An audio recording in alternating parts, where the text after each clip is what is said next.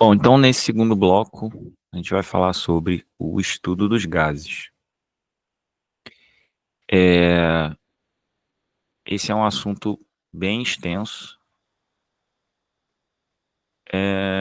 Enfim, ele se inicia, na verdade, lá atrás, quando a gente começa a falar sobre mudança de fase, né? E aí a gente fala sobre vapor, o que que é vapor, o que que é gás, sobre as curvas de estado e tal. Aqui eu não vou me preocupar muito com isso, vou me preocupar com outros aspectos.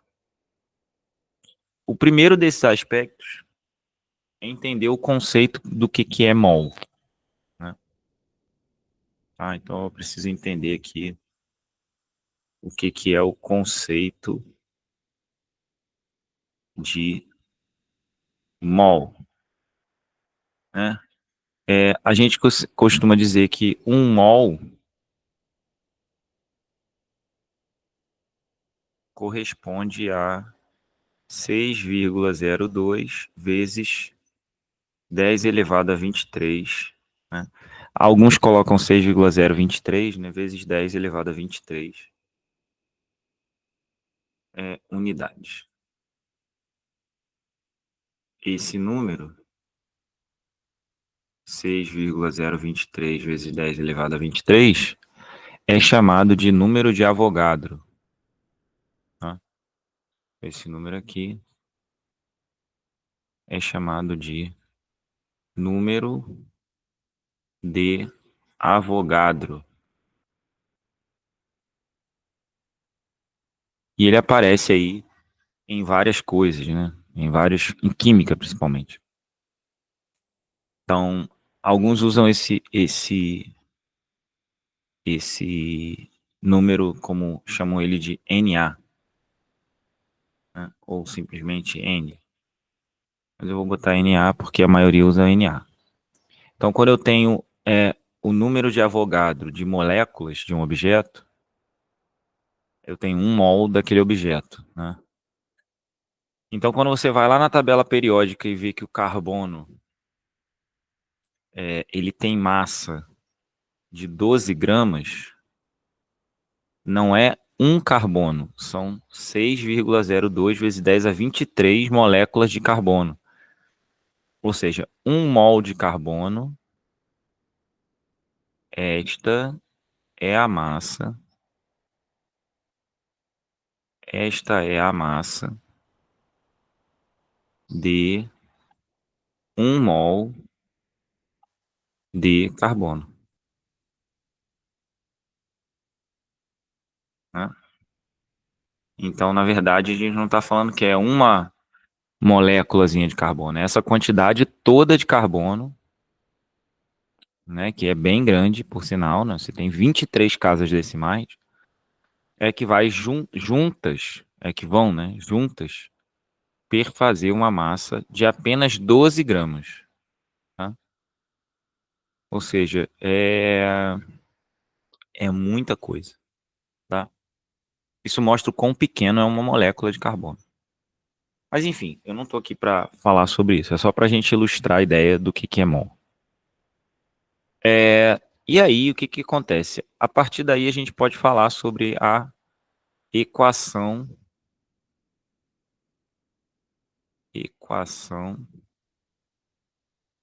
de Clapeyron.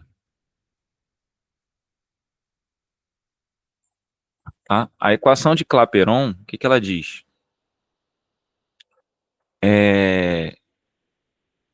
Ela me diz o seguinte, que existem 3 variáveis de estado associadas a um gás. E essas variáveis de estado são pressão,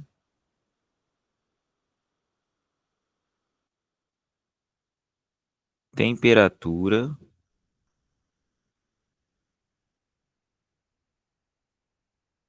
e volume. Basicamente é isso. Pressão, temperatura e volume. Então, se eu tiver essas 3 variáveis, o gás está perfeitamente definido, né? Perfeitamente qualificado, vamos dizer assim. Eu tenho todas as características necessárias para descrever o estado do gás. Por isso que naquele diagrama, né, que é o diagrama de pressão, temperatura, a gente chama isso de diagrama de estado. Porque se eu olhar para esse diagrama aqui, ó, né, um diagrama pressão, temperatura, né, eu consigo dizer em que estado físico está determinado objeto e se seu volume está aumentando ou diminuindo. Lembra que a curva era assim, ó? Era uma curva assim, e aqui a gente tinha a temperatura crítica. Acima da temperatura crítica, a gente tinha um gás. Então aqui, ó, a gente sabe que a gente tem um gás, aqui a gente tem o sólido, aqui a gente tem o líquido, aqui a gente tem o vapor. A partir da temperatura crítica, a gente tem o gás.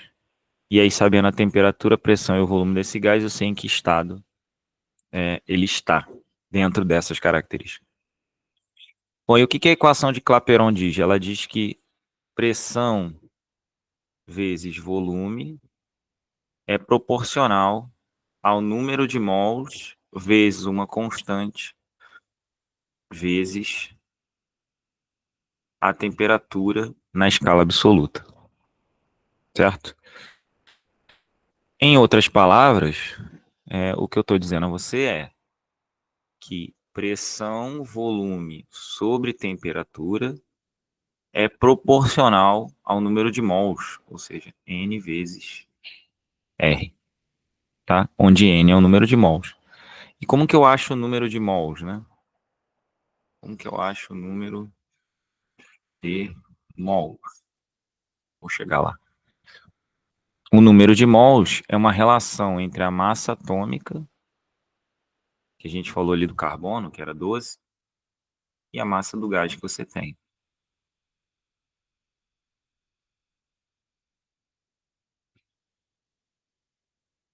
Tá? Então isso aqui, ó, detalhe importante, né? Isso aqui é constante.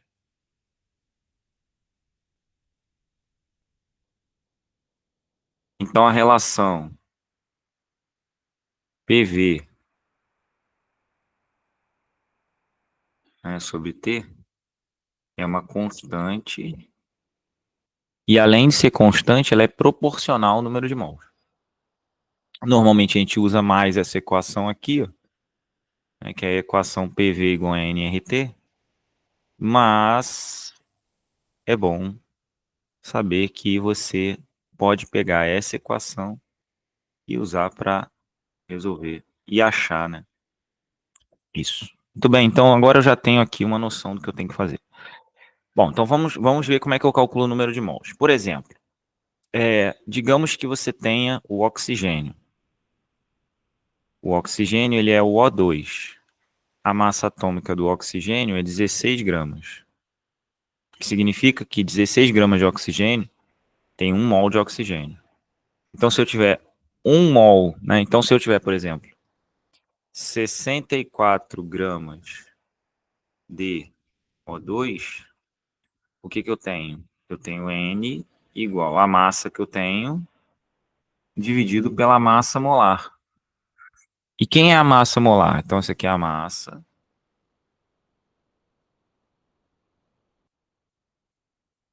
E isso aqui é a massa molar. O que que é a massa molar? É a massa de 1 mol. É a massa quando eu tenho 1 mol. Que é chamado aqui, ó, de massa molar. Então, a massa molar, né, do oxigênio é 16. M do oxigênio é 16, né? Não do gás oxigênio, do elemento oxigênio. Logo, a massa do O2 é 32. Então, se ele me diz que ele tem 64 gramas de oxigênio, eu tenho 2 mols. Porque o número de mols vai ser massa 64, massa molar do O2 32. Eu tenho 2 mols de gás oxigênio. Tá? Então, com isso você já vai conseguir aí fazer bastante coisa e resolver alguns problemas interessantes. Mas vamos lá. Massa molar, que é a massa de um mol, massa, número de mols.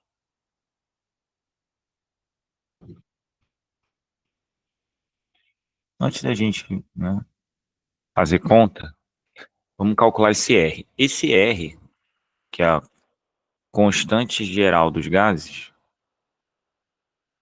vale 0,082 atmosfera litro mol Kelvin, ou 8,31 joule mol Kelvin. Uma das duas, tá? Ou você vai usar 0,082 atmosfera litro mol Kelvin, ou você vai usar. Como que eu vou saber qual usar? Você vai olhar as unidades de pressão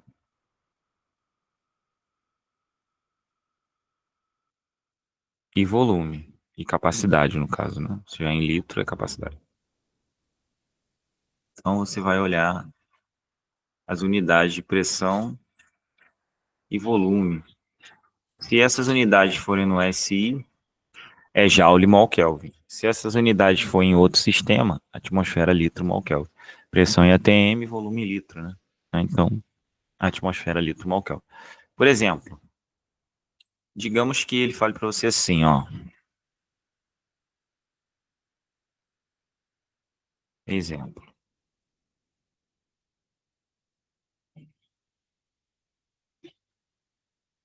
né?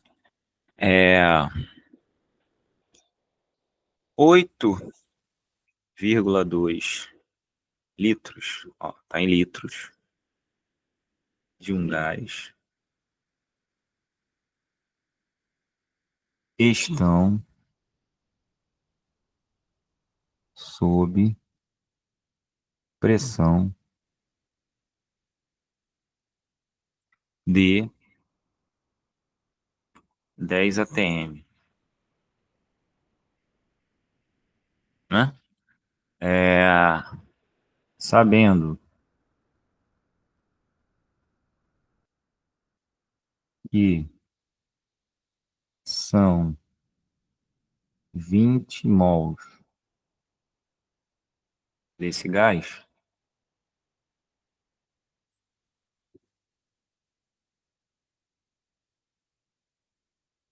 vírgula, calcule a temperatura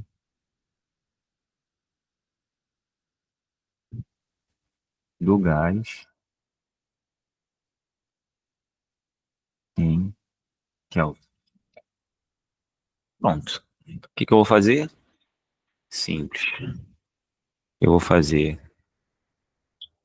PV N R T. Mas o que que é pressão? É 8,2, 10 atm.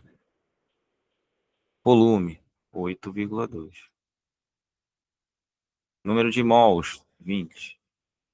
R, se eu estou aqui com ATM aqui em litro, 0,082 atmosfera litro, mol Kelvin.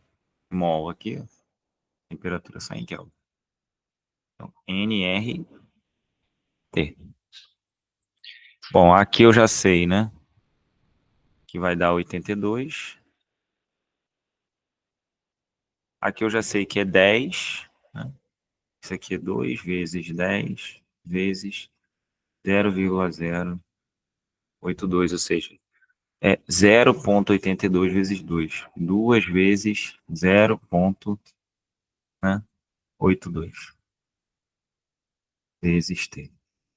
É 0,82 é 82 sobre 100, né? Então ficamos com 82 igual a 2 vezes 82 sobre 100 vezes T. Simplifiquei, né? Simplifiquei o 82. Corta aqui o 2 com 100 também, né? 2 com 100, 50. Então a temperatura é de 50 Kelvin. Temperatura baixa, né? Porque 273 é 0 graus Celsius, tá? Mas enfim, a gente não está aqui para discutir se a temperatura é baixa ou alta. Estou aqui só para ilustrar exemplos, né? Mostrar exemplos práticos de aplicação.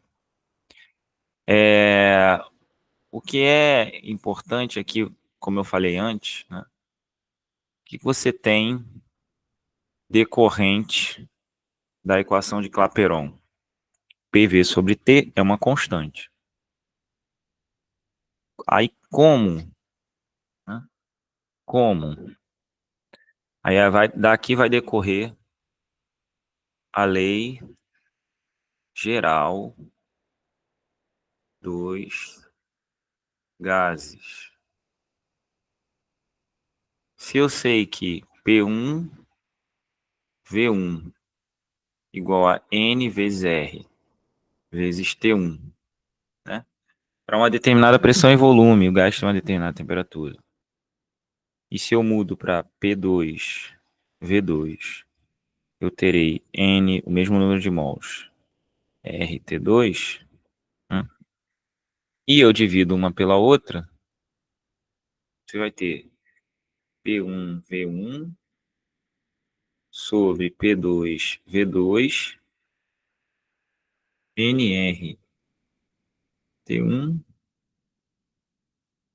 sobre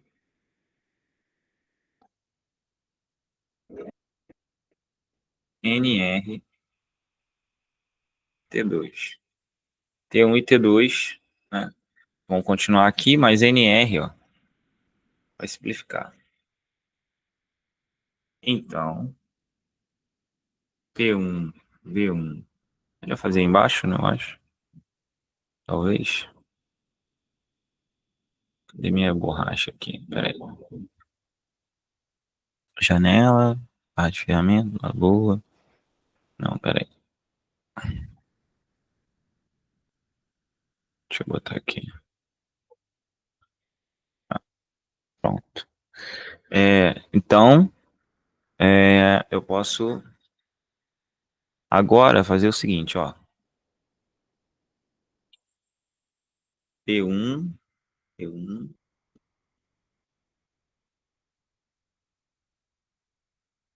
P1 sobre T1, P2, V2, T2.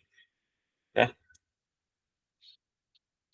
Então eu posso relacionar pressão, volume e temperatura em dois estados distintos.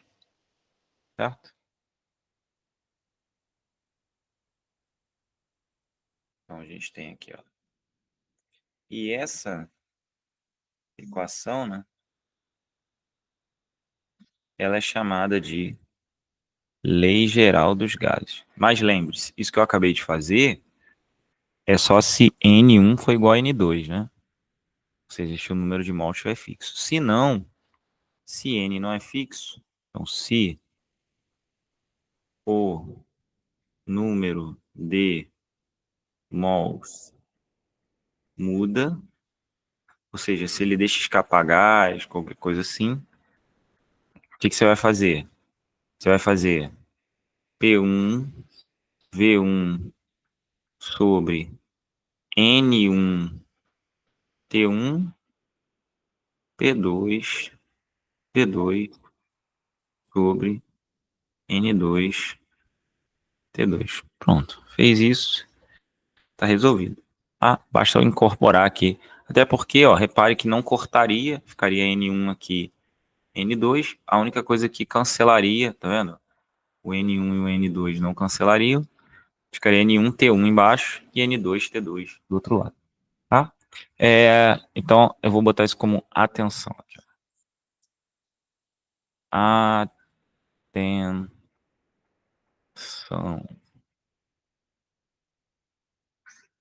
Certo? Se o número de mols mudar, você vai ter que mudar aí a estratégia de calcular é, a relação pressão-volume. Mas é só isso. Mudou a relação, tá resolvido. Bom, então, exemplo. Né? Exemplo aqui.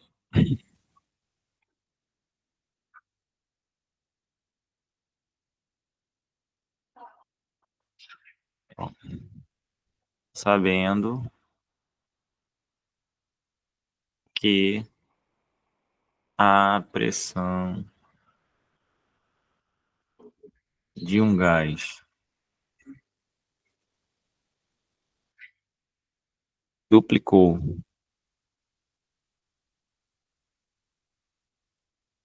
enquanto seu volume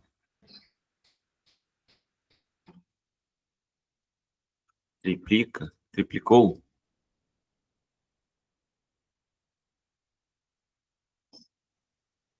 certo?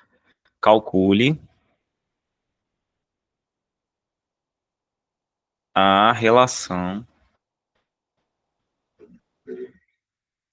entre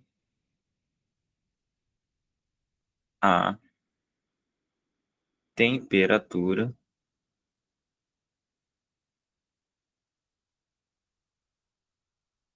final e inicial. Então você tem aí a relação entre pressão e volume e que é a relação entre temperatura. Então você vai escrever, vou botar isso aqui mais para cima, vai ficar com enunciado aqui.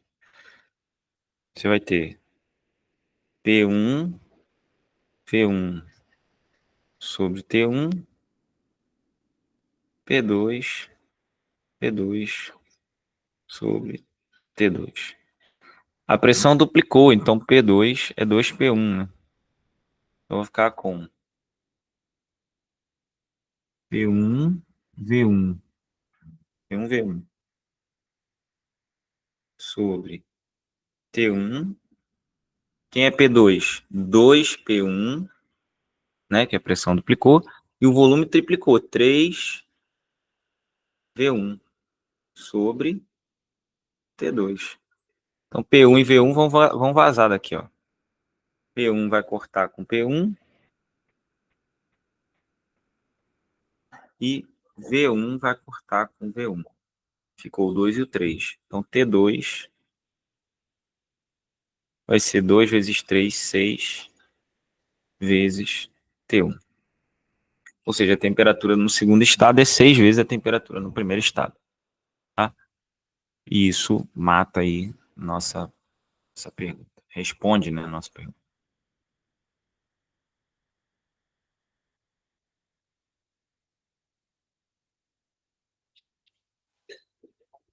Bom, quem mais que pode aparecer em relação a isso, né? Que esse é um assunto que ele é bem extenso. A gente vai falar hoje sobre estudo dos gases e um pouquinho sobre as transformações gasosas, mas a gente vai falar mais sobre esse assunto lá na frente. Então, o que eu pretendo agora fazer? Falar para você quais são as transformações e mostrar o que que muda na fórmula, só.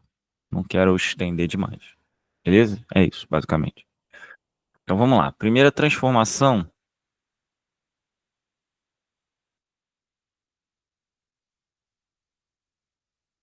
transformação um.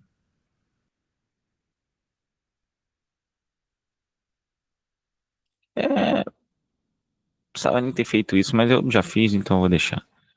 Eu vou chamar de isotérmica.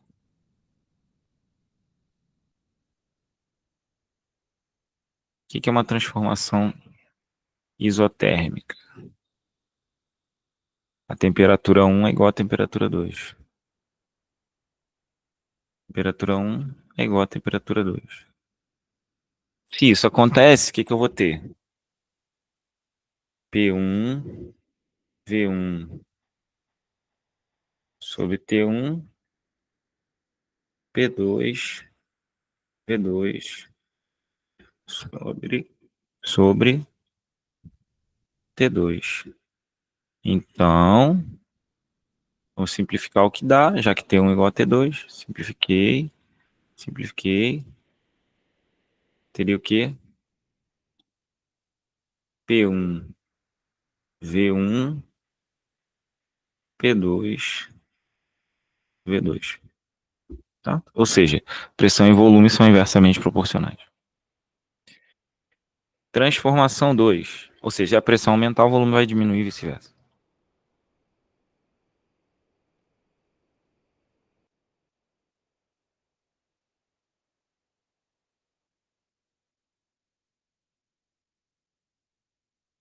Transformação número 2.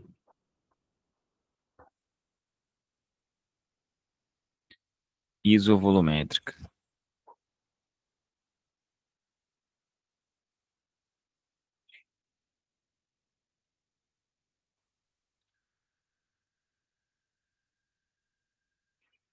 Quando a transformação é isovolumétrica, o que acontece? O volume é fixo.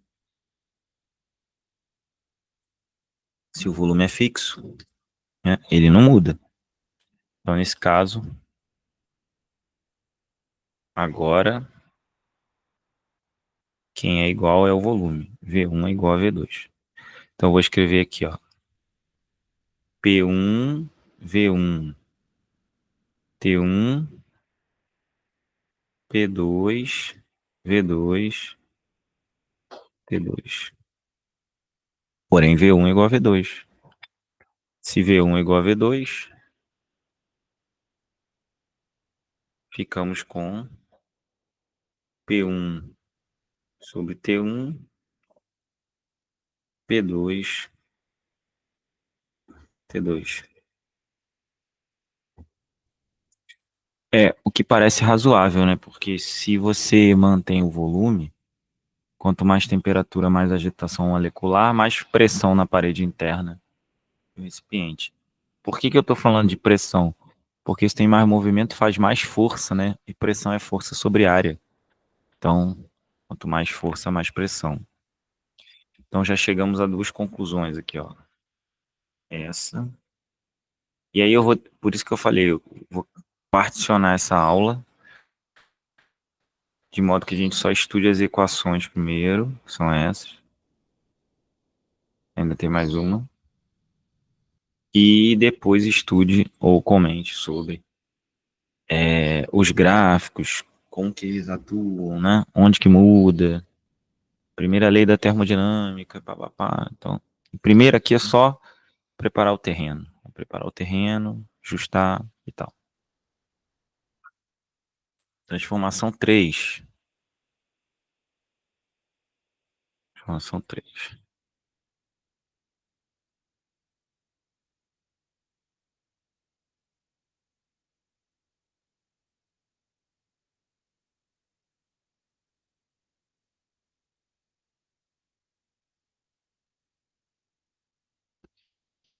É a chamada de, já foi, isotérmica, isovolumétrica, isobárica.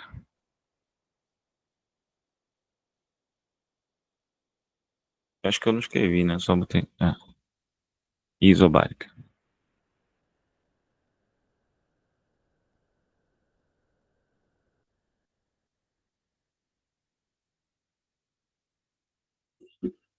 Na transformação isobárica, o que que é constante? Numa era temperatura, no outro é volume, pressão. P1 aqui, P2. A gente manteve a pressão, quer saber o que acontece com o volume. Então, P1, V1, ó, mesmo processo de antes. P1, V1, T1. P2, V2, T2. Pressão simplifica. Ficamos com V1 sobre T1, V2 sobre T2. Mostrando que Quando o único caso em que haverá proporcionalidade inversa é quando a gente estiver falando de pressão-volume. Todo o restante é proporcional. Pressão fixa, volume é proporcional à temperatura. Volume fixo, pressão, volume é proporcional à temperatura, né? Se a pressão é fixa, o volume é proporcional. Se o volume é fixo, a pressão é proporcional. Se a temperatura é fixa, a pressão e o volume são inversamente um em relação ao outro. Muito bem.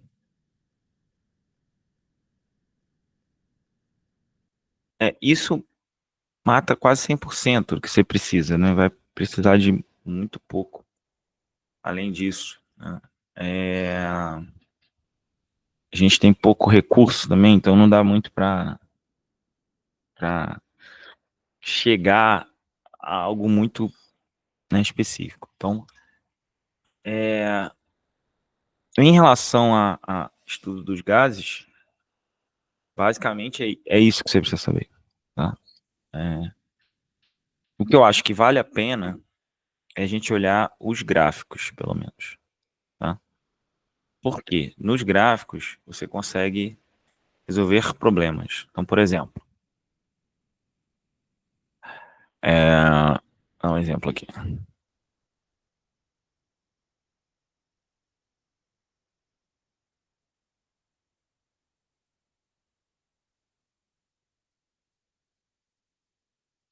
Considere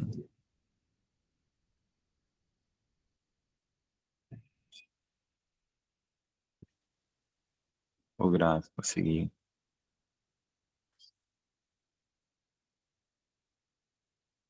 E aí, nesse gráfico, eu vou desenhar é, isso.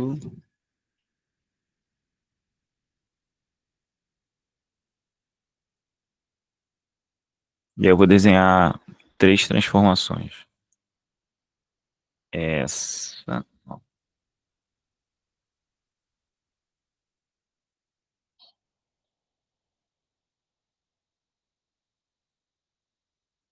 Então, aqui, ó, para cá.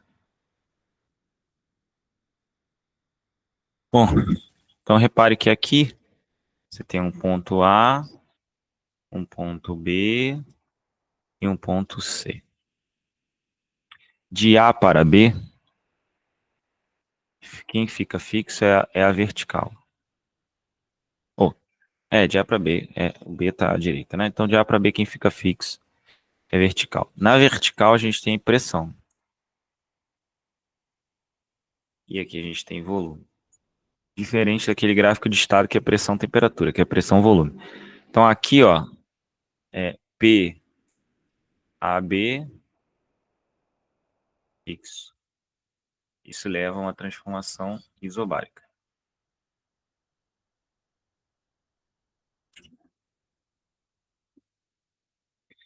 De C para A, né, quem é fixo é a vertical.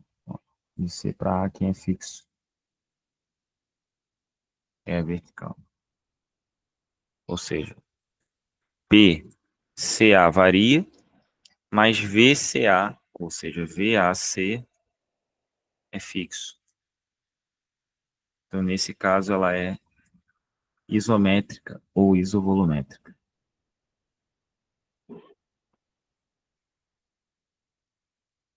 Certo? E de B para C, vai aparecer uma coisa que a gente chama de isoterma. Pelo menos parece no desenho, ele tem que dizer, né? Não é porque parece que é. Tá? Eu posso identificar isso pegando, por exemplo, valores aqui, ó. Digamos que aqui eu sei que é 3 e aqui 4, tá? 3 vezes 4, 12. Se aqui for 2, aqui vai ser 6. Se isso acontecer, porque é uma isoterma. Quer dizer, ainda tem a desconfiança, mas em geral é o que acontece. Então, se CB for fixo, a temperatura em CB é fixa. E aí, temperatura de B para C é fixo. Então, a gente tem uma isoterma.